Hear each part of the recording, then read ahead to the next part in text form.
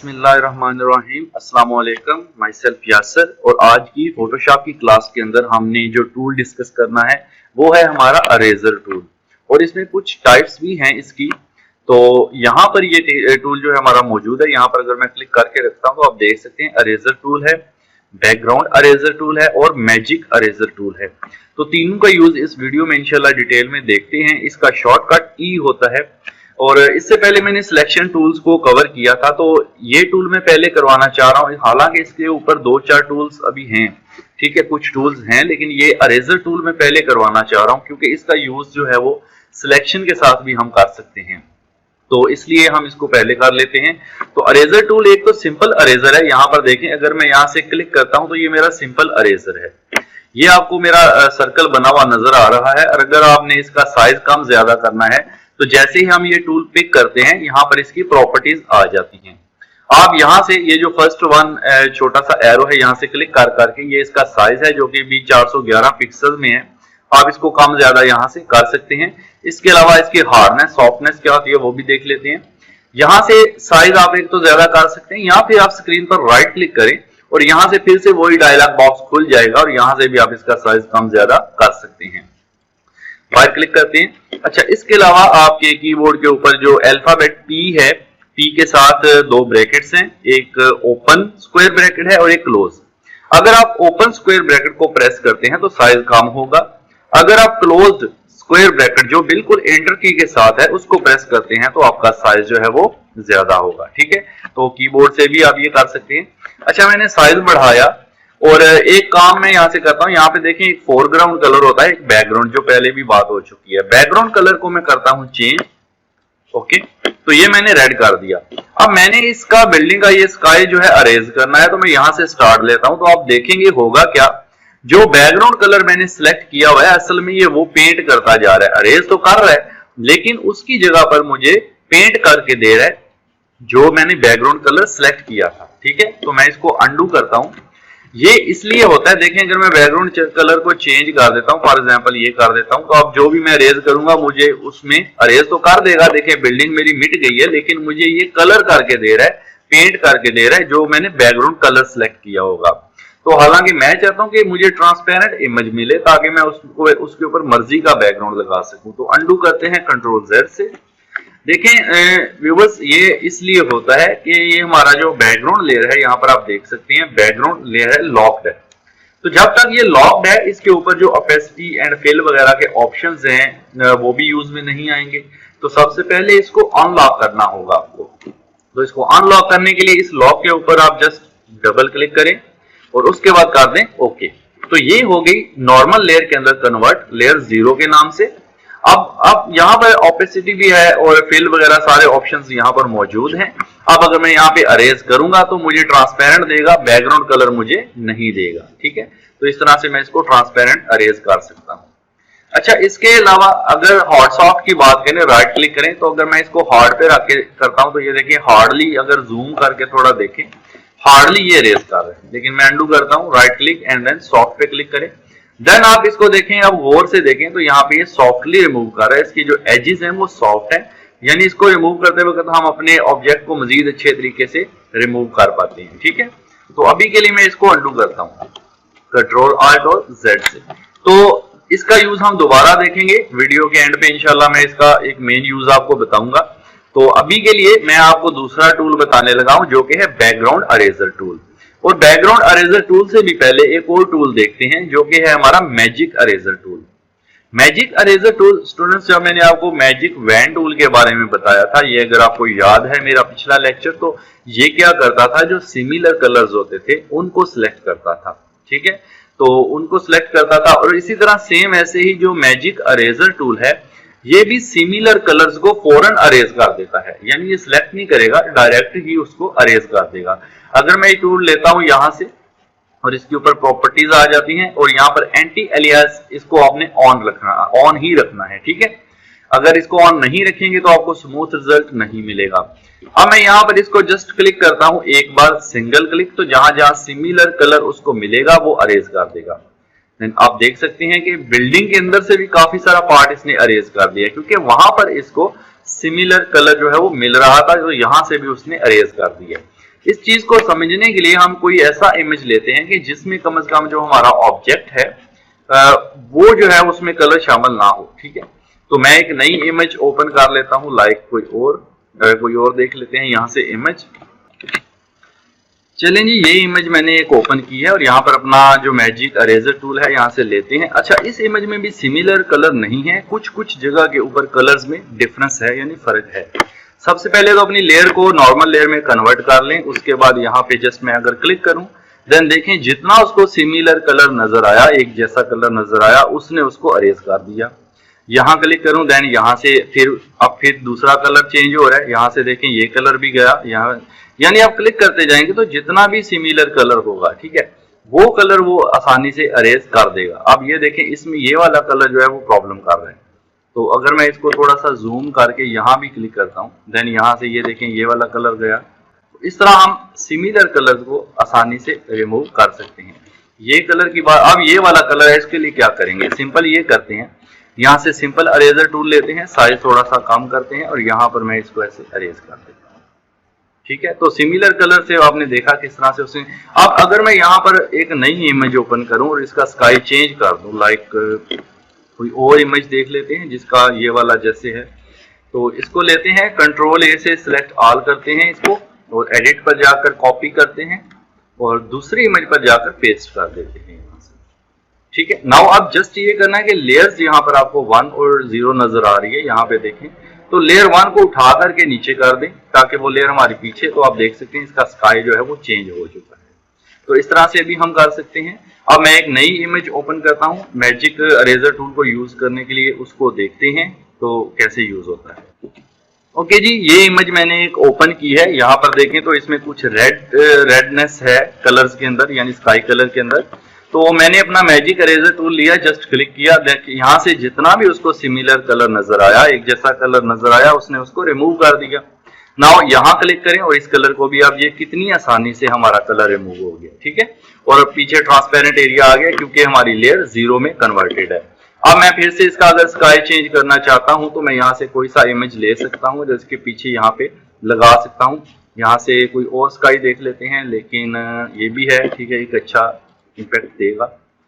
यहाँ से इसी को अगर मैं यूज करूं, ये भी आप देख सकते हैं। ठीक है, अगर मैं कंट्रोल ए से सिलेक्ट ऑल, अच्छा एक और तरीका है, मूव टूल ले लें और इसको यहाँ से क्लिक करें और ऐसे ड्रैग कर करके दूसरी इमेज पर ले जाएं और यहाँ जाके छोड़ दें। ठीक है, अब मैं इसको रखता हूँ यहाँ पर ऐसे और इसका साइज यहाँ से कर देता हूँ बड़ा। ठीक है, एंटर की प्रेस कर दे। नाउ इस लेयर को इसके नीचे करना है, यहाँ से आप इसको करें। यहाँ मैंने आपको जो दूसरा तरीका बताया था कि लेयर में जाना है, अरेंज में जाना है एंड सेंड टू बैक करते हैं, यहाँ से भी आप कर सकते हैं। तो आप देख सकते हैं पीछे इसका बैकग्राउंड जो है टोटली चेंज हो चुका है। ठीक है, तो इस तरह से भी आप ये वाला ऑप्शन यूज कर सकते हैं। ये हमने देखा मैजिक अरेजर टूल, जो कि आपको पता चला कि एक जैसे सिमिलर कलर्स को फॉरवर्ड तो अरेज कर देता है। अब हम देखते हैं बैकग्राउंड अरेजर टूल का यूज के, वो बैकग्राउंड अरेजर टूल को हम किस तरह से यूज करते हैं। उसके लिए मैं एक इमेज जो है वो ले लेता हूं। ठीक है, फॉर एग्जांपल यहाँ से ये वाली भी ले सकते हैं। चलिए, ये इमेज मैंने एक ओपन किया, इसमें देखेंगे तो एक तो आपको यहाँ पे स्काई नजर आ रहा है और कुछ बादल नजर आ रहे हैं। ठीक है ना, अब यहाँ पर मैं अपना टूल लेता हूँ। अच्छा, यहाँ पे आप देखें एक और चीज है, इसमें मैजिक अरेजर टूल को अगर मैं यहाँ यूज करूँ तो देखें ब्लू एरिया उसने जो है अरेज कर दिया, यहाँ कुछ फिर भी बाकी है। तो हम यहाँ से टॉलरेंस इसकी बढ़ा सकते हैं। ठीक है, टॉलरेंस बढ़ाने के लिए यहाँ तो आप इसको सिलेक्ट करके यहाँ पे टाइप कर लें, यहाँ आप टॉलरेंस पर क्लिक करें और क्लिक करके रखें और थोड़ा सा इस तरफ लेकर जाएं तो ये बढ़ती नजर आएगी आपको। ठीक है, टॉलरेंस बढ़ाने के बाद आप करेंगे थोड़ा मजीद आपको अच्छा जो है वो इफेक्ट देखने को मिल जाएगा। ठीक है, तो इस तरह भी आप कर सकते हैं। मैंने इसको अंडू किया। एंटी एलियास के ऊपर आपने इसको ऑन ही रखना है, ये आप याद रखें। अब हम टूल लेते हैं अपना बैकग्राउंड अरेजर टूल और इसमें साइज थोड़ा सा करते हैं बड़ा। ठीक है, इसमें एक बात याद रखें, आपको एक प्लस का साइन दिखेगा, लेयर को नॉर्मल में कन्वर्ट कर लें। ये जो प्लस का साइन है ये क्या करता है, कलर्स को पिक करता है, यानी सैंपल को कलेक्ट करता है। इसमें यहाँ पर एक ऑप्शन है हमारे पास सैंपल कंटिन्यूअस। सैंपल कंटिन्यूअस का मतलब है कि अगर मैं इसको यहाँ से अरेज करना स्टार्ट करूं लाइक ऐसे, देखें अभी ये हार्ड है, पहले मैं इसको थोड़ा सॉफ्ट कर लूं, तो आप राइट क्लिक करके भी इसको सॉफ्ट कर सकते हैं। यहाँ से यहाँ से इसका एंगल भी चेंज कर सकते हैं, देख सकते हैं। अब जिस एंगल पर करना है, यहाँ से राउंडनेस भी कम ज्यादा 50% करना है वो भी कर सकते हैं। देखें इस तरह से हो जाएगा। तो ये चीजें भी आप कर सकते हैं। मैं भी अंडू कर रहा हूँ और वापस राइट क्लिक कर करके मैं इसकी राउंडनेस सेम कर रहा हूँ और एंगल भी मैं भी फिलहाल 0 कर देता हूँ, ठीक है। और बात रही यहाँ पे स्मूथ करने की, तो आप यहाँ पर आ जाएं, सॉरी यहाँ से आ जाएं और हार्डनेस को यहाँ से थोड़ा कम कर दें, ठीक है। नाउ अब यहाँ पे देखिए मैं ऐसे प्रेस करता हूँ, थोड़ा सा फर्क है इसमें।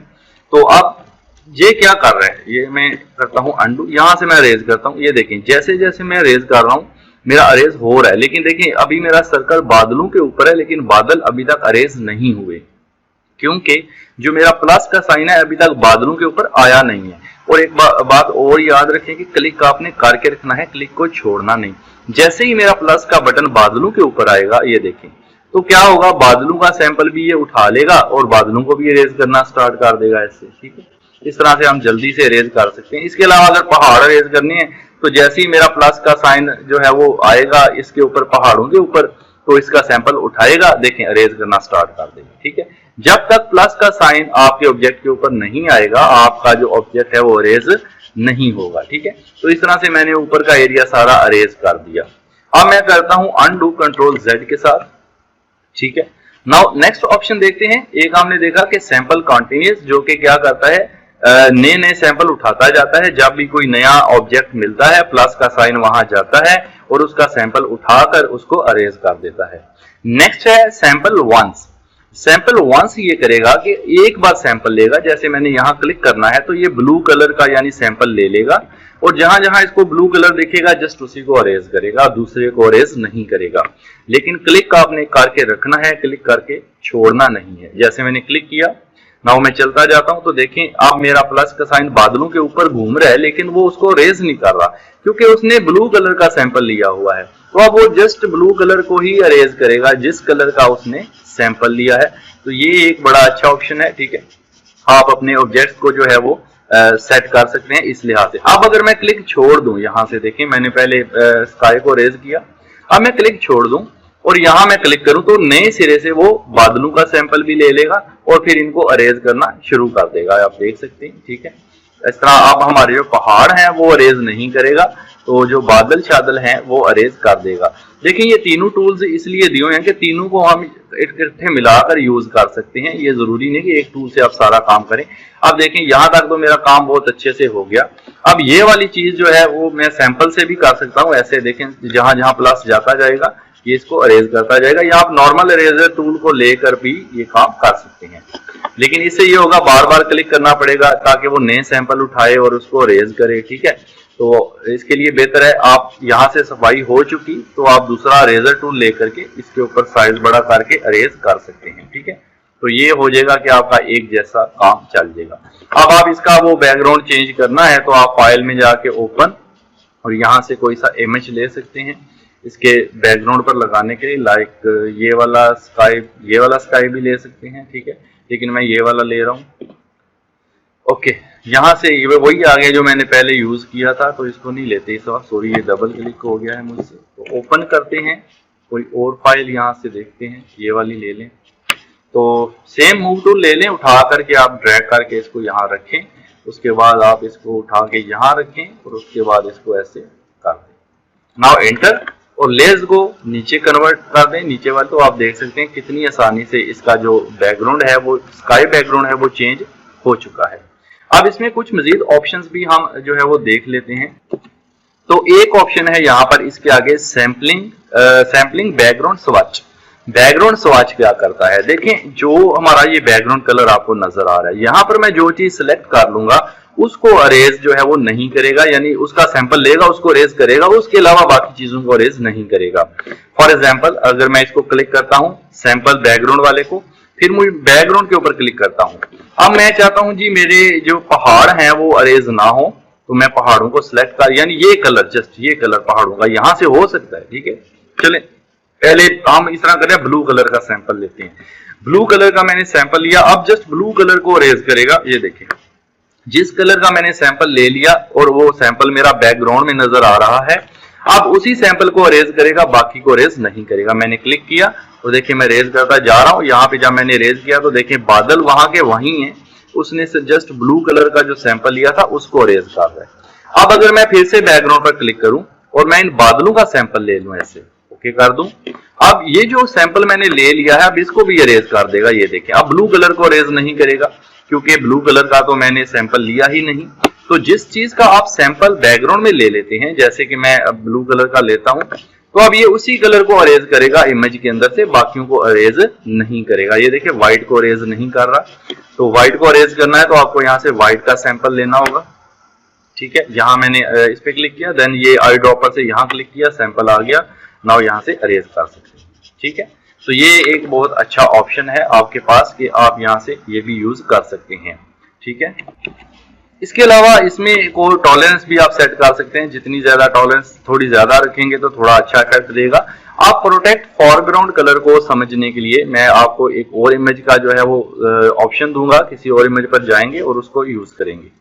तो यहाँ से मैं कोई इमेज ओपन कर लेता हूँ, प्रोटेक्ट फोरग्राउंड कलर को प्रोटेक्ट करेंगे और बाकी जो कलर होगा उसके अलावा उसको अरेज करेंगे। लाइक ये मैंने एक इमेज ली इस बंदे की। ओके, तो इसके हेयर देखें ब्लैक है, तो मैं चाहता हूं भाई ब्लैक एरिया मेरा अरेज ना हो, बाकी ऊपर से मैं इसका अरेज कर दूं यहाँ से। ठीक है, वैसे मैं अगर ऐसे अरेज करूं तो देखिए मैं ठीक से अरेज नहीं कर पाऊंगा। अगर मैं अरेजर टूल लूं तो ये देखें ये सारा अरेज कर देगा। ठीक है, तो सबसे पहले मुझे ये करना होगा, अपना लेना होगा बैकग्राउंड अरेजर टूल और यहाँ से एक ऑप्शन है protect foreground colour. Protect foreground colour means इसको मैं चेक लगा देता हूँ। अब इसका जब तक चेक लगा रहेगा आपका फोरग्राउंड कलर के अंदर जो भी कलर होगा वो प्रोटेक्ट रहेगा, यानी वो अरेज नहीं होगा, बाकियों को अरेज कर देगा। मिसाल के तौर पे मैंने यहाँ फोरग्राउंड कलर पर क्लिक किया, यहाँ से मैंने ये आई ड्रॉपर से इसके हेयर्स का सैंपल ले लिया ब्लैक।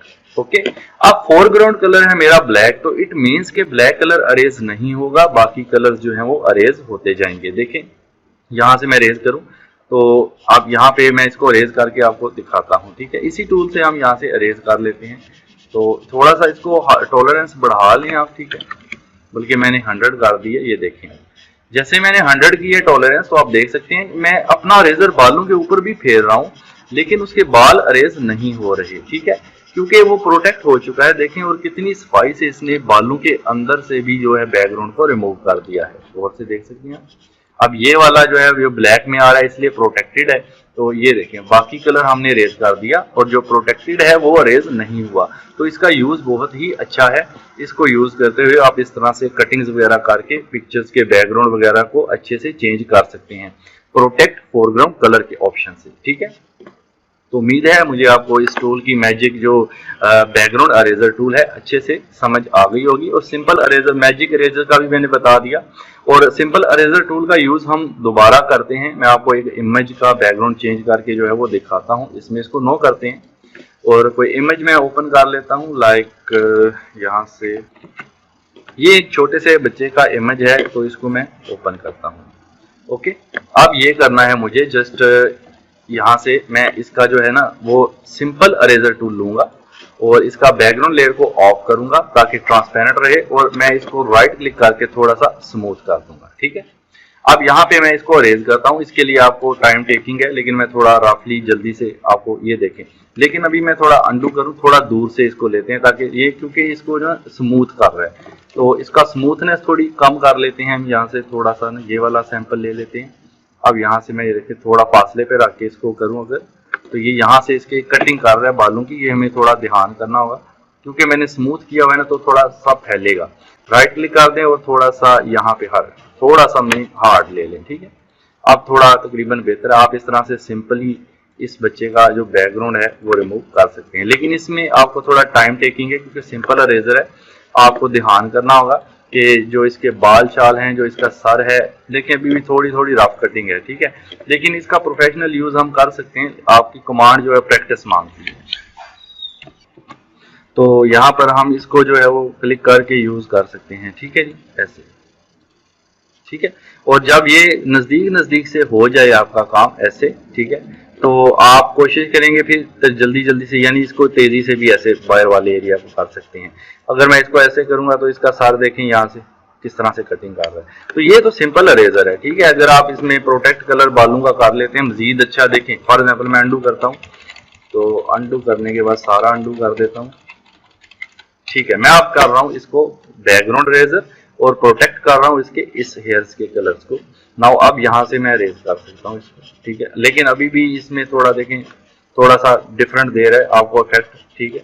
आप टॉलरेंस को चेंज करके देख सकते हैं कि क्या इफेक्ट आपको नजर आने वाला है। इसमें मजीद ये है 200 भी कर सकते हैं, 100 तक आप रखेंगे, 200 तक आप नहीं लेके जा सकते इसको।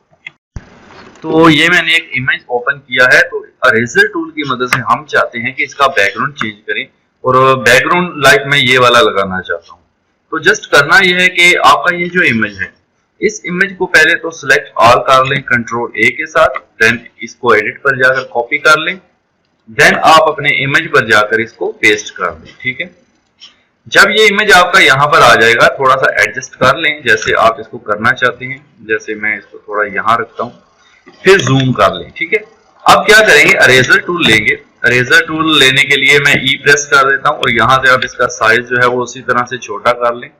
मैंने ई प्रेस कर दिया, ठीक है, और साइज को ब्रैकेट से थोड़ा छोटा किया। नाउ यहाँ से राइट क्लिक करने के बाद मैं थोड़ा स्मूथ वाला सिलेक्ट कर रहा हूँ और इसके अलावा नीचे इसमें डिफरेंट ऑप्शंस भी हैं, ब्रशेस वगैरह, वो भी थोड़ा सा आपको कंसेप्ट दे दूंगा। तो नाउ अभी मैंने ये सिलेक्ट की है और ओपेसिटी जो है वो इसकी मैं थोड़ी सी डाउन कर देता हूँ, ठीक है। यहाँ ओपेसिटी को भी हम थोड़ा रहने देते हैं इतना।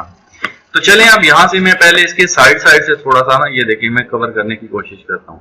तो ये जो मैंने राइट क्लिक करके सॉफ्ट लिया था, तो इसका फायदा ये हुआ कि आप इसकी जो है ना हेयर वगैरह मुझे थोड़े से एक तो ग्लो करते दिखाई देंगे और थोड़ा सॉफ्टली इसका जो है वो कटिंग हो सकेगी इसमें, ठीक है। तो यहाँ से देखिए मैं इसको बिल्कुल थोड़ा सा करीब से कर रहा हूँ इस तरह से।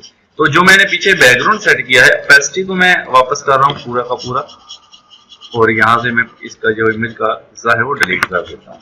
ये देखें कितनी आसानी से इरेजर टूल की मदद से जो है आपने इसका जो बैकग्राउंड है वो चेंज किया है, ठीक है। आप देख सकते हैं यहाँ से आप इरेजर को थोड़ा सा फेरेंगे तो इसका स्मूथ जरा सा आपको कॉर्नर भी मिलेगा। एक तो ये स्मूथ रखने की वजह से ये ज्यादा इफेक्ट अच्छे दे रहा है आपको, ठीक है। अगर आप हार्ड इरेजर यूज करते तो इतना अच्छा इसने इफेक्ट आपको नहीं देना था। चलिए ये हो गया, ये हो गया एंड ये हो गया। तो ये हमने कर दिया चेंज। ये आप देख सकते हैं इसमें थोड़ा सा ये जो फर्क है इसको भी आप थोड़ी बारीकी से काम करेंगे आप तो मजीद ज्यादा अच्छे से कर पाएंगे, ठीक है। इसमें टाइम टेकिंग है, इसमें कोई शक नहीं है, प्रैक्टिस जो है वो जरूरी है। जितनी ज्यादा आप लोग प्रैक्टिस इसकी करेंगे उतना ज्यादा आप इसमें अच्छे से काम कर पाएंगे। तो फिलहाल आप देख सकते हैं आपके सामने इस बच्चे की फोटो का बैकग्राउंड चेंज हो गया है। अब आप इसको यहाँ पे एडजस्ट कर सकते हैं जहां भी आप इसको करना चाहते हैं, ठीक है। जो फर्क है वो थोड़ा बहुत आप इरेजर टूल से अगेन यहाँ से रिमूव कर सकते हैं ऐसे, ठीक है। इस लेयर को पहले सिलेक्ट कर लें यहाँ से, सॉरी, तो यहाँ तक तकरीबन हमारा क्लियर हो चुका है, ठीक है। एक तो ये मैंने इसको यूज आपको बताया, दूसरा ये मैं इस इमेज को कर देता हूँ अब डिलीट और इसको भी डिलीट कर देते हैं यहाँ से क्रॉस। अब मैं क्या करता हूँ, इसी इरेजर टूल को यूज करते हुए हम कुछ चीजें जो है वो देख लेते हैं। अच्छा, ये मेरे पास एक इमेज है और एक ये इमेज है, तो मैं चाहता हूँ ये जो स्काई है वो मैं इस इमेज को लगाऊं, तो दूसरे वाले को यहाँ पर इसकी जगह। तो सिंपल ये है कि आप इस इमेज को कंट्रोल ए से सिलेक्ट ऑल कर लें, कॉपी करके यहाँ पर पेस्ट कर दें, एक तरीका। दूसरा वही कि आप इसको यहाँ से क्लिक करें, क्लिक करके यहाँ दूसरी इमेज पर ले जाएं, यहाँ नीचे जाकर छोड़ दें।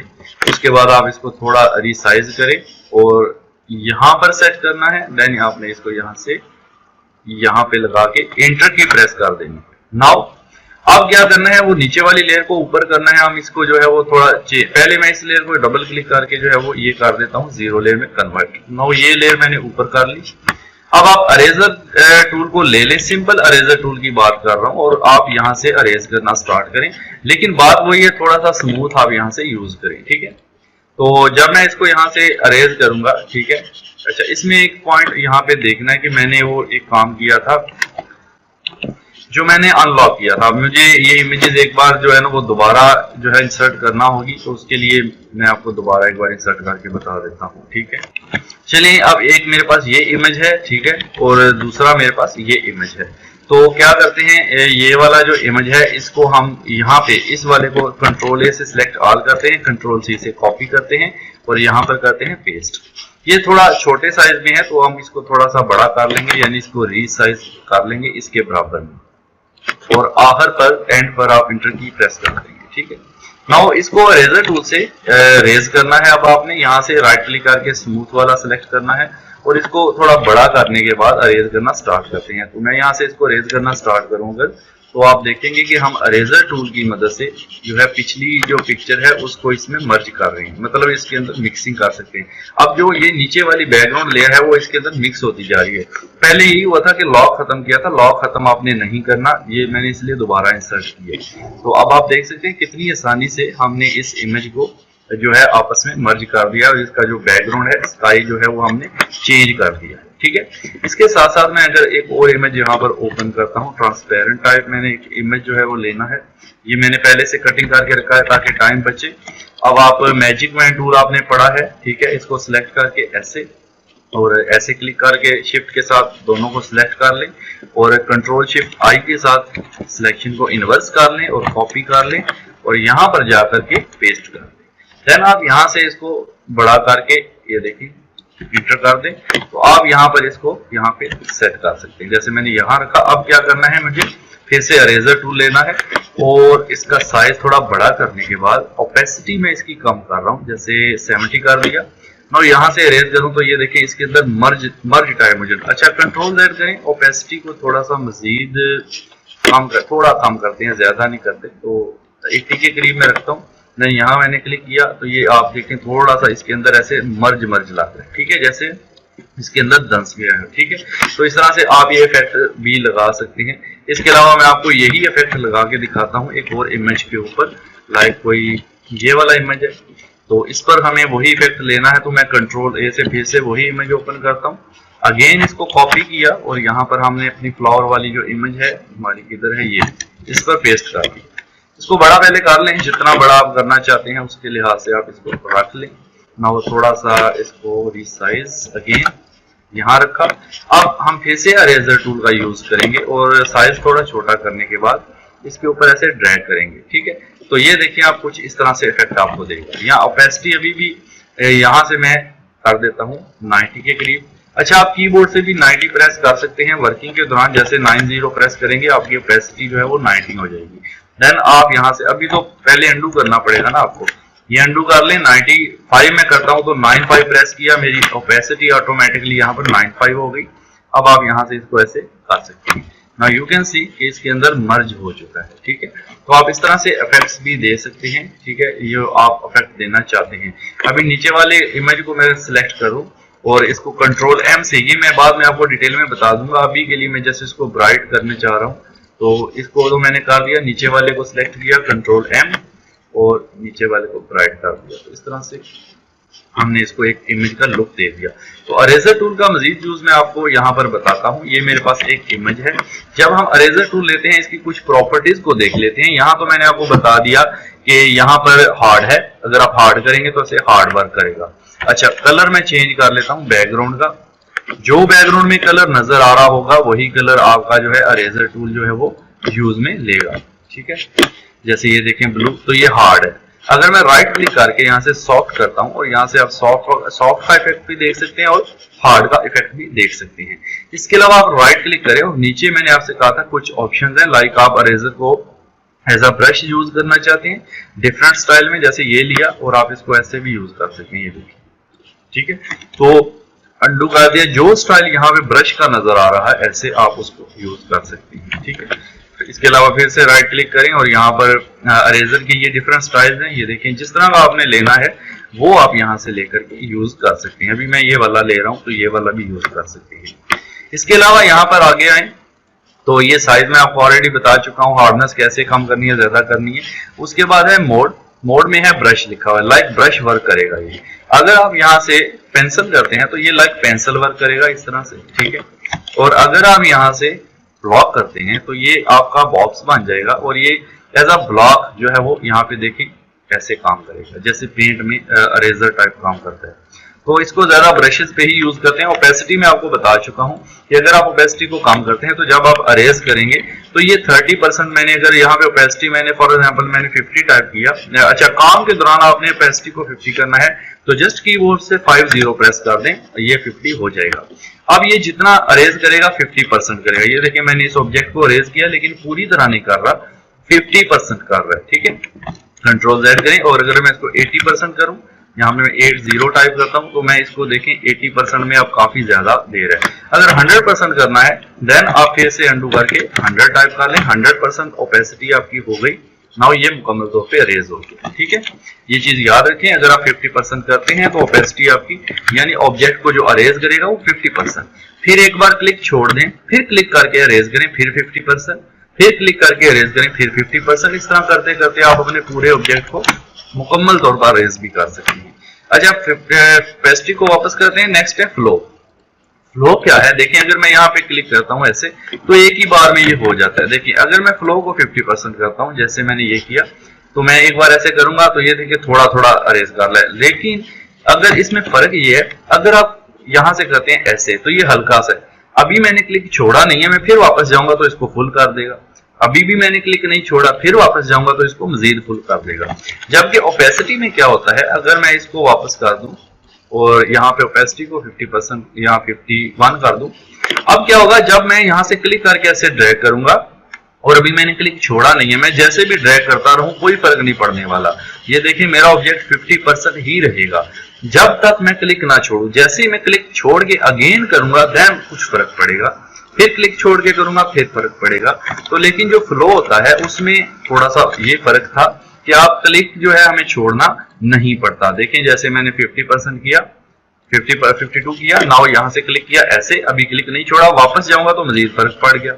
ये देखिए, तो ये फ्लो है। ठीक है, तो एक चीज है यहाँ पर अरेज टू हिस्ट्री।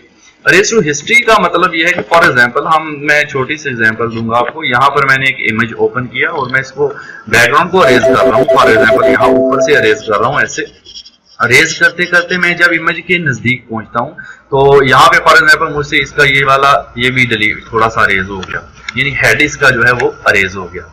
तो आप अगर इसको चेक लगाएं अरेज टू हिस्ट्री को, देन आप इस पे अरेजर वापस गेन करें तो आपकी सिलेक्शन को वापस कर देगा, यानी आपने जो अरेज किया है उसको वापस कर देगा। ये आप देख सकते हैं, जितना वापस करना चाहते हैं कर सकते हैं। अगर आप इसका चेक हटा देंगे देन अगेन ये अरेज करेगा। अगर इसका फेस वापस लाना है तो आप इसको चेक लगाएं यहाँ पर अरेज टू हिस्ट्री, ये जो आपका लिखा हुआ है। ठीक है, और चेक लगाने के बाद अब यहाँ से इसको अरेज करें, आपकी जो अरेजर की सेटिंग है उसको वापस ले जाएगा। तो उम्मीद करता हूँ ये वीडियो आपको अच्छी लगेगी। ये छोटी सी वीडियो होने के साथ साथ काफी लंबी हो गई है क्योंकि इसमें काफी चीजें मैंने कवर की हैं ताकि आपको अरेजर से रिलेटेड कंप्लीट कॉन्सेप्ट मिल जाए। इंशाल्लाह मजीद भी आगे ये यूज होगा तो मजीद आपका कॉन्सेप्ट क्लियर होगा।